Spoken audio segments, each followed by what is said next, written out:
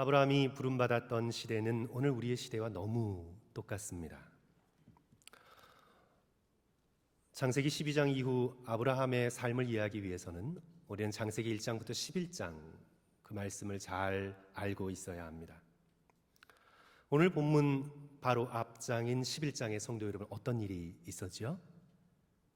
하나님을 거절하여 등진 인간은 점점 더 하나님으로부터 멀어집니다.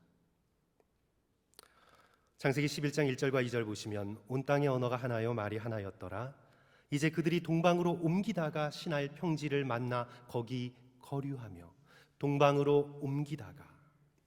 창세기 3장을 보시면 아담과 하와가 선악과를 따먹고 하나님을 등진 이후로 인간은 점점 에덴 동산을 벗어나 동쪽으로 가게 되었습니다.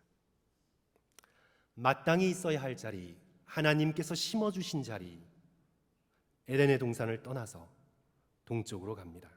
3장 24절, 이같이 하나님이 그 사람을 쫓아내시고 에덴 동산 동쪽에 그룹들과 두루 도는 불칼을 두어 생명나무의 길을 지키게 하시니라. 동쪽으로 간 것이죠. 이제 아담과 하와 아들인 가인이 아벨을 살해하고 그가 또 어디로 움직입니까? 또 동쪽으로 갑니다. 4장 16절, 가인이 여호와 앞을 떠나서 에덴 동쪽 놋 땅에 거주하더니. 그리고 우리가 방금 전에 살펴본 이제 창세기 11장에서는 더 동쪽인 시날 평지에 이르게 됩니다. 하나님을 등지고 인간은 멀리 멀리 에덴의 동쪽 시날 평지로까지 가서 이들이 무엇을 하고 있나요? 바벨탑을 쌓고 있습니다. 11장 3절 4절 말씀, 서로 말하되 자 벽돌을 만들어 견고히 굽자 하고 이에 벽돌로 돌을 대신하여 역청으로 진흙을 대신하고 또 말하되 성읍과 탑을 건설하여 그 탑 꼭대기를 하늘에 닿게 하여 우리 이름을 내고 온 지면에 흩어짐을 면하자 하더니. 성도 여러분, 이것이 바로 오늘 우리가 살고 있는 인간의 문화입니다. 문화란 다른 것이 아니라 우리 개개인의 욕망의 집합체입니다. 저와 여러분의 마음이 모여서 문화를 이룹니다. 하나님을 등지고 멀리 동쪽으로 떠난 인간의 문화는 높이 탑을 쌓는 문화입니다. 성읍과 탑을 건설하자, 하늘에 닿게 높이 만들자, 그래서 흩어짐을 면하자.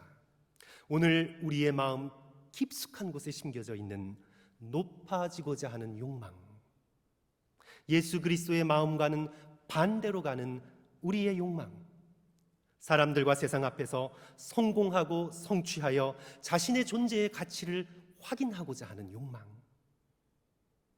이 욕망이 바벨탑을 쌓게 하고 피라밋을 건설하게 하고 지구라트를 만들게 하고 하늘을 찌르는 마천루를 건축하게 만듭니다.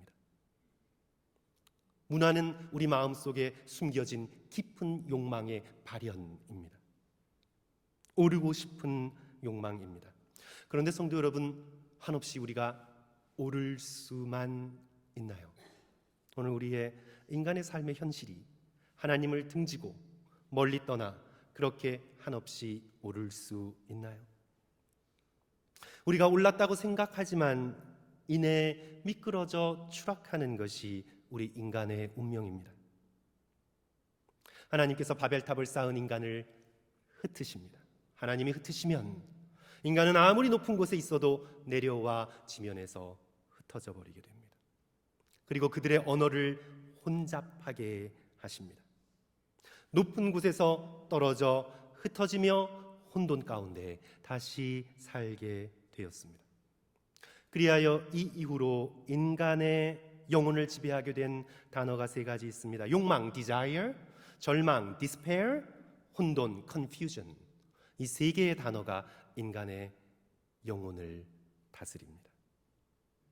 오늘 우리 역시 무엇을 이루고자 하는 desire, 욕망과 함께 그것을 이루지 못한 despair, 절망 사이를 왔다 갔다 하며 우리의 인생의 의미는 무엇인가 confusion, 혼돈 가운데 인생을 살아갑니다. 이런 인간 실존이 톨스토이의 고백록에 잘 나타나 있습니다. 그가 젊은 시절 굉장히 충격을 받았던 사건이 하나 있었는데 그것은 형의 죽음이었습니다. 그가 이렇게 쓰고 있습니다. 내 형은 지혜롭고 선량하며 진지한 사람이었음에도 젊은 나이에 병에 걸려 1년 넘게 힘든 투병 생활을 하다가 자기가 무엇 때문에 살아왔고 무엇 때문에 죽어야 하는지도 알지 못한 채 고통스럽게 죽어갔습니다. 혼돈이지요. 가장 젊을 때 떨어져 혼돈 가운데 인생을 마친 것입니다. 이제 인생이 이렇게 무의미하다는 무시무시한 현실에 마주하여 톨스토이는 현실을 잊고자 합니다. 그래서 무엇인가를 욕망합니다. desire. 그래서 이 욕망으로 자신의 삶을 이끌어갑니다. 성공을 향해, 성취를 향해 자신의 모든 것을 던집니다. 운 좋게도 그는 50을 넘는 나이에 이미 작가로서, 시인으로서, 예술가로서 엄청난 재산을 소유한 자산가로서 그는 세상의 명성을 떨칩니다. 완벽한 행복이라고 여기던 어느 날, 그런데 그가 깨닫습니다. 자기가 꼭대기에 올랐다고 생각했는데 그가 깨달은 것입니다. 사실은 꼭대기에 오른 것이 아니라 절벽에 서 있음을 깨닫게 됩니다. 그래야 그가 이렇게 고백록에서 쓰고 있습니다. 이제는 내 인생 전체를 내려다볼 수 있는 정상에 올라왔다고 생각했는데 정작 내가 서 있는 곳은 절벽이었고 거기에서 인생에는 과거에도 아무것도 없었고 지금도 아무것도 없으며 앞으로도 아무것도 없을 것임을 똑똑히 보았습니다. 절망에 마주한 것입니다. 인생의 혼돈을 피해 욕망으로 높이 오르려고 했으나 절망에 마주한 것입니다. 톨스토이가 자기 자신을 향해 계속해서 묻는 질문은 영어로 하자면 이것입니다. So what? 이 질문입니다. 이 질문을 피해갈 수 있는 것이 인생에 없었습니다. 그래서 어쨌단 말인가? So what? 그가 이렇게 말합니다. 그래 좋다. 내게는 사마라에 대략 17,000에이커나 되는 땅과 300마리의 말이 있다. 그런데 그것이 뭐 어쨌단 말인가? 그래서 뭐 어쨌단 말인가? 내 자식들을 어떤 학교에 집어넣고 어떻게 최상의 교육을 시켜야 할지 계획을 세우고자 하면 도대체 무엇 때문에 그렇게 해야 하는데? 라는 의문이 올라왔다. 그래 좋다. 내가 고골리나 뿌시킨이나 셰익스피어나 몰리에르 아닌 이 세상의 모든 작가들보다 더 유명해질 것이라고 하자. 하지만 그것이 뭐 어쨌단 말인가? So what? 이 질문을 견뎌내지를 못합니다.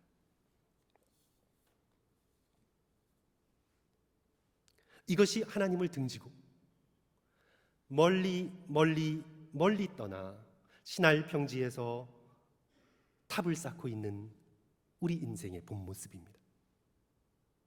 이것이 바로 우리 문화의 현장입니다. 나름대로 더 높이 오르고자 열심히 오르지만 사실 어느 날 우리는 절벽에 서 있는 것임을 깨닫게 됩니다. 지금 모르더라도, 지금은 그저 열심히 올라가느라 그 모든 것을 잊고 있다 할지라도 곧 알게 될 것입니다. 인생은 살같이 빨라서 곧 알게 될 것입니다.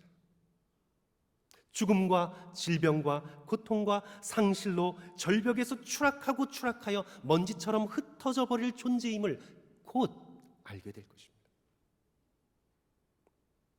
추락하는 것은 날개가 있다고 굳게 믿고 싶지만 날개가 없음을 알게 될 것입니다. 욕망과 절망과 혼돈이 이 세상을 다스리고 있음을 깨닫게 될 것입니다. 이것이 바로 하나님을 등지고 떠난 인간의 운명입니다.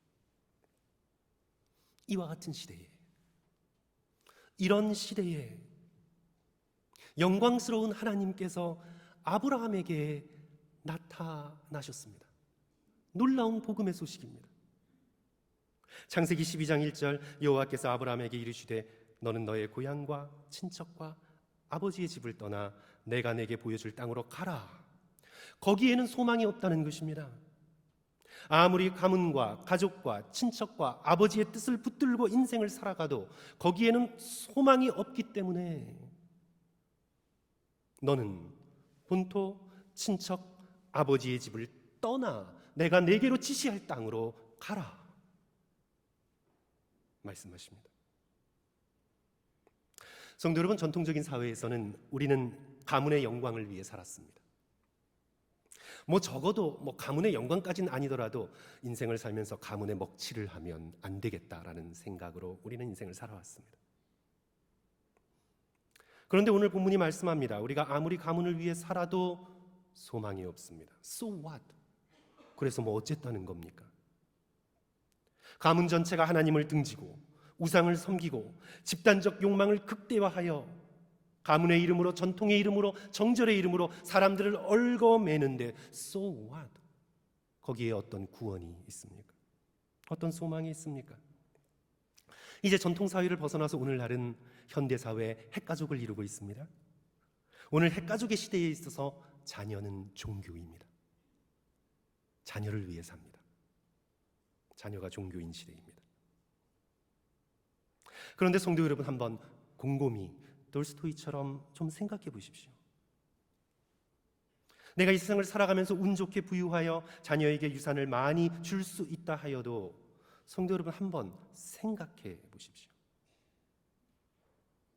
내 자녀가 잠깐 돈 걱정 없이 누리며 즐기며 산다고 해도 그 삶에 하나님을 경외함이 없고 하나님을 사랑함이 없고 하나님을 등지고 살아가는 인생이라면 so what? 뭐가 어땠다는 겁니까? 그래서 뭐가 도대체 어떻게 되었다는 것입니까? 하나님께서 나타나셔서 우리를 만나주시고 이 소망 없는 세상에서 우리를 만나주셔서 우리로 돌이키게 하시고 복 주시지 않으면 오늘 우리 인간에게 아무리 높이 바벨탑을 쌓아 꼭대기에 섰다 할지라도 그것이 어쨌다는 것입니까? 사랑하는 성도 여러분, 우리는 하나님 없는 세상에 울려 퍼지는 소리에 귀를 기울여야 합니다. 창세기 3장 이후로부터 11장, 오늘 12장 아브라함의 이 놀라운 은총의 사건이 나타나기 이전까지 창세기 3장부터 11장 온 우주를 울리는 거대한 울림이 있었습니다. 저주입니다. curse, 저주입니다. 내가 선악과를 먹는 날에는 내가 반드시 죽으리라. 하나님의 이 말씀이 선악과를 따먹고 하나님을 등진 인간의 역사에 지금까지 울려 퍼지고 있는 거대한 울림입니다. 내가 정령 죽으리라.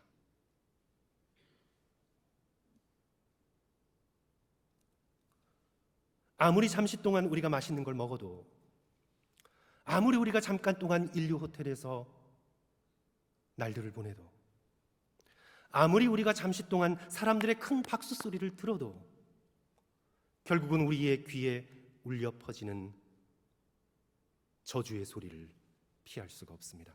내가 정령 죽으리라.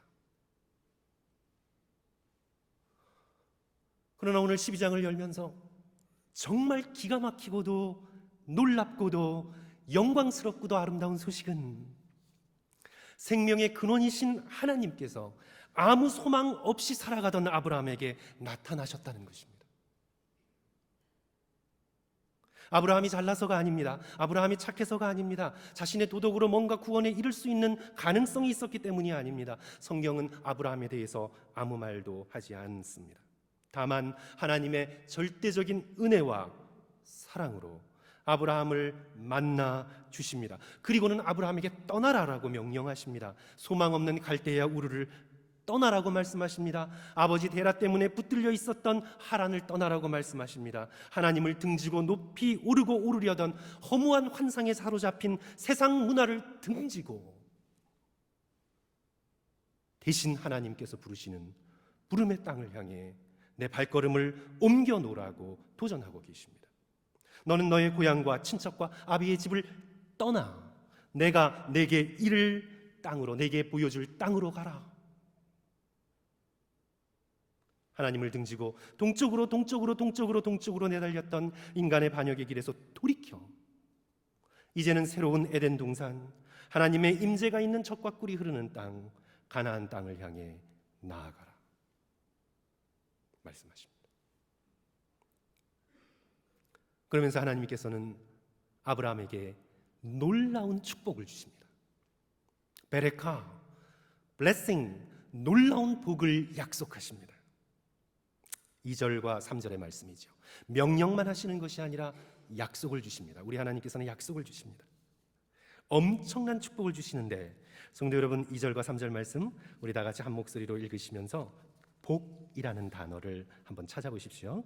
우리 다 같이 한 목소리로 내가 너로 같이 읽습니다. 시작. 내가 너로 큰 민족을 이루고 내게 복을 주어 내 이름을 창대하게 하리니 너는 복이 될지라. 너를 축복하는 자에게는 내가 복을 내리고 너를 저주하는 자에게는 내가 저주하리니 땅의 모든 족속이 너로 말미암아 복을 얻을 것이라 하신지라. 너를 축복하는 자에게 그 단어를 제외하고 복이라는 단어가 4번 나옵니다. 내가 내게 복을 줄 것이다. 너는 복이 될지라. 내가 내게 복을 내릴 것이고 마지막 놀라운 약속이죠. 너로 말미암아 복을 얻게 될 것이라. 사람들이 너로 말미암아 복을 얻게 될 것이라. 오늘 설교 시간에 아브라함이 받은 복의 내용에 대해서 말씀드리지 않겠습니다. 다만 아브라함이 상상할 수 없을 정도의 놀라운 축복을 약속받았습니다. 지금 아브라함에게 주어진 이 복은요, 아브라함의 머리의 계산으로는 도무지 계산할 수 없는 엄청난 축복입니다. 아브라함은 지금 노년인데 자식이 없습니다. 너로 말미암아 큰 민족을 이루게 해주시겠다. 지금 아브라함의 이름은 죽음을 앞에 두고 사라지게 되어 있습니다. 그러나 내가 너의 이름을 크게 하여서 만 백성이 기억할 수 있는 이름으로 만들어 주시겠다. 그리고 내가 내게 복을 줄 텐데 그냥 복을 주는 정도가 아니라 너 자신을 복으로 만들어 주겠다. 지금 아브라함은 사실상 하나님께서 얼마나 놀라운 축복을 약속하고 있는지 가늠할 수가 없습니다. 오직 예수 그리스도의 십자가의 은혜, 그리고 그로 인해 구원받은 백성들의 구원의 현실 속에서만 알 수 있을 뿐, 지금 아브라함은 알 수 없는 어마어마한 복을 약속하고 계십니다. 그래야 사랑하는 성도 여러분, 오늘 창세기 11장과 12장은 엄청난 간격이 있습니다. 오늘 놀랍게도 창세기 12장을 통해 우리가 아브라함의 길을 발견하고 또한 우리도 아브라함을 본받아 예수 그리스도의 길을 따라 걸어가면서 오늘 우리가 꼭 기억해야 될 것은요, 하나님께서는 우리를 복 주기 위해서 부르십니다. 하나님께서는 오늘 우리를 복 주시려고 부르고 계십니다. 하나님의 부르심은 우리의 복을 위하심입니다. 하나님께서 아브라함을 부르신 것은 대도시에서, 메트로폴리탄에서 그럭저럭 알콩달콩 살아가고 있는 아브라함을 불러내셔서 그를 괴롭게 하고 그를 가난하게 하고 그를 힘들게 하기 위해서 하나님께서 부르시는 것이 아닙니다. 세상의 가짜 복이 아니라 진정한 복으로 아브라함을 채워주시기 위하여 하나님께서 아브라함을 불러내시는 것입니다. 비유적으로 말씀드리면 삼시세끼 매일 햄버거와 콜라만 먹다가 어머니께서 정성스럽게 차려주신 식탁으로 부르는 것과 같습니다. C.S. 루이스의 비유를 들자면 구정물에서 놀던 아이에게 얘야 일어나자, 바닷가 비치로 가서 놀자 부르는 것과 같습니다. 너는 너의 고향과 친척과 아버지의 집을 떠나. 거기에는 어떤 소망도 없으니 떠나 내가 네게 보여줄 땅으로 가라. 내가 너로 큰 민족을 이루고 내게 복을 주어 내 이름을 창대하게 하리니 너는 blessing, 너는 복이 될지라. 그러므로 사랑하는 성도 여러분, 우리는 예수 그리스도의 길을 걸어가면서 마지못해 죽지 못해 따라가는 것이 아니라 우리가 예수 그리스도의 길을 따라 걸어가면서 무엇을 바라야 합니까? 복을 바라야 합니다. 복을 바라며 복 받기를 바라며 예수 그리스도를 따라 걸어가야 합니다. 베드로가 예수님께 물었습니다. 마태복음 19장 27절 28절 보소서, 우리가 모든 것을 버리고 주를 따라 싸운데, 그렇죠, 버리긴 버렸습니다. 그물을 버렸고 배를 버렸고 가족을 버렸습니다. 예수님을 쫓으면서 버릴 걸 버렸습니다. 보소서, 우리가 모든 것을 버리고 주를 따라 싸운즉 그런즉 우리가 무엇을 얻으리이까? 수준 높은 질문이 아니지요. 그래도 예수 그리스도께서 베드로의 수준에 맞게 대답해 주십니다. 28절 29절 예수께서 이르시되 내가 진실로 너희에게 이르노니 세상이 새롭게 되어 인자가 자기 영광의 보좌에 앉을 때에 나를 따르는 너희도 12보좌에 앉아 이스라엘 12지파를 심판하리라. 그들을 다스리리라. 또 내 이름을 위하여 집이나 형제나 자매나 부모나 자식이나 전토를 벌인 자는 여러 배를 받고 또 영생을 상속하리라. 너희들이 암만 계산해도 너희들의 계산으로는 도저히 얻을 수 없는, 비교도 되지 않는 엄청난 축복으로 내가 너희를 채울 것이라.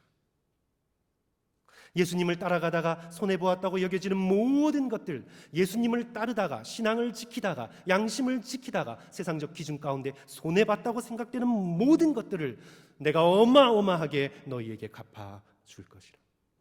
그러니 너는 본토를 떠나고 친척을 떠나고 아버지의 집을 떠나 내가 내게 지시할 땅으로 가라. 주께서 아브라함을 부르시면 오늘 우리를 예수 그리스도를 따라 신앙생활을 하며 제자로서의 삶을 걸으라고 부르시는 것은 우리를 축복하기 위하심입니다. 그러므로 성도 여러분, 오늘 말씀을 기억하시면서 우리가 두 가지를 우리 마음속에 새겼으면 좋겠습니다. 첫째로, 하나님의 축복을 바라며 걸어가십시오. 그냥 걷지 마시고 하나님의 축복을 바라며 인생을 살아가십시오. 이제 창세기 12장 이후로 아브라함의 걸음은 내가 정녕 죽으리라 하는 저주가 아니라 아브라함의 걸음은 축복을 바라는 걸음이었습니다. 주님, 주께서 복 주신다고 약속하셨는데 오늘 내게 어떤 복을 주시겠습니까? 이것이 아브라함의 신앙이 됩니다. 그래서 사랑하는 성도 여러분, 저와 여러분도 하루를 열어가면서 오늘 하루 어떻게 견디지? 하루 언제 가나? 이렇게 생각하지 마시고 하루를 여시면서 정신을 차리고 하나님을 향해 이렇게 기도하십시오. 주님, 오늘 하루 제게 어떤 복을 주시겠습니까? 담대하게 구하십시오. 기대하는 마음으로 기도하십시오. 히브리서 11장 6절은 말씀합니다. 믿음이 없이는 하나님을 기쁘시게 못하나니 하나님께 나아가는 자는 반드시 그가 계신 것과 자기를 찾는 자들에게 상 주시는 이심을 믿어야 할지니라. 우리 하나님께서 우리를 축복하시고 상 주시는 하나님이심을 믿는 믿음을 가지고 오늘 하루를 살아가야 되겠습니다. 그래서 성도 여러분, 기도하시면서 예수 그리스도의 축복의 손이 나의 머리에 안수하는 장면을 떠올리시면서 기도하십시오. 주님, 오늘 하루 살아가야 되는데 제게 안수해 주십시오. 제게 복 주십시오. 주님, 저를 축복해 주십시오. 또한 주변 사람들에게 여러분이 복이 되십시오. 축복해 주는 사람이 되십시오. 우리 성경에 나와 있는 여러 가지 축복의 말씀 가운데 가장 놀라운 축복의 말씀은 민수기 6장에 나오는 아론의 축복이지요. 우리 한번 찾아가 봅니다. 민수기 6장 24절, 25절, 26절. 우리 창세기에서 출애굽기, 레위기, 민수기 그렇게 넘어가시면 됩니다. 민수기 6장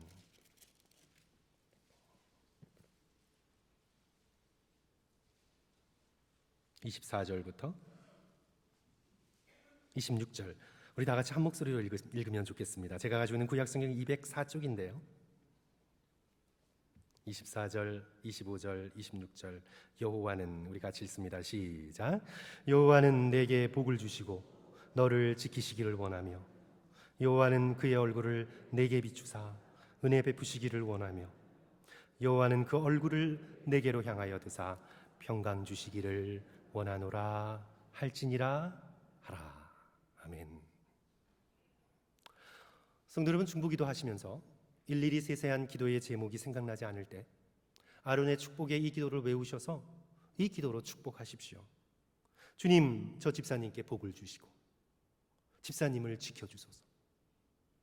주의 얼굴을 저 집사님께 비추사 은혜 베풀어 주시고 주님의 얼굴을 향하사 저 집사님께 평강을 주옵소서.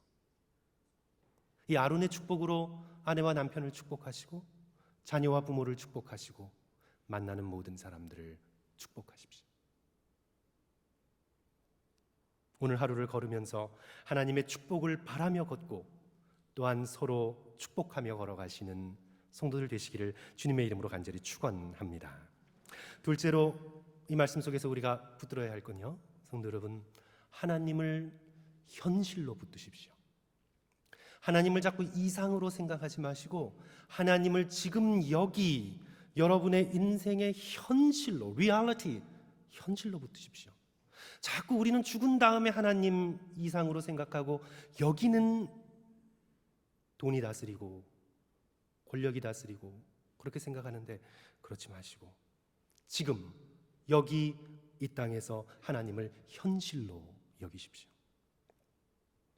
이제 이 12장을 통해서 아브라함의 삶은 거대한 전환을 맞습니다. 이전에는 갈대아 우르에서 하란에서 하나님을 등진 그런 문화에 젖어서 살았습니다. 그러나 이제는 하나님을 현실로 붙들며 살아가게 됩니다. 바벨탑을 쌓던 갈대아 우르를 떠나 이제부터는 하나님이 현실이시니 하나님을 바라보고 제단을 쌓습니다. 이제 아브라함의 삶의 변화가 일어납니다. 탑을 쌓던 삶에서 제단을 쌓습니다. 12장 7절 우리 함께 봅니다. 여호와께서 아브라함에게 나타나 이르시되 내가 이 땅을 내 자손에게 주리라 하신지라. 자, 자기에게 나타나신 여호와께 그가 그곳에서 무엇을 합니까? 제단을 쌓고 12장 7절 제단을 쌓습니다. 탑이 아니라 제단을 쌓습니다. 자기 기념비가 아니라 하나님을 예배하는 제단을 쌓는 예배자가 됩니다. 8절도 보시면 거기서 베델 동쪽 산으로 옮겨 장막을 치니 서쪽은 베델이요 동쪽은 아이라. 그가 그곳에서 여호와께 무엇을 쌓습니까? 제단을 쌓고 그리고 여호와의 이름을 부릅니다. 예배자가 됩니다. 예배는 하나님을 현실로 붙들겠다는 믿음의 고백입니다.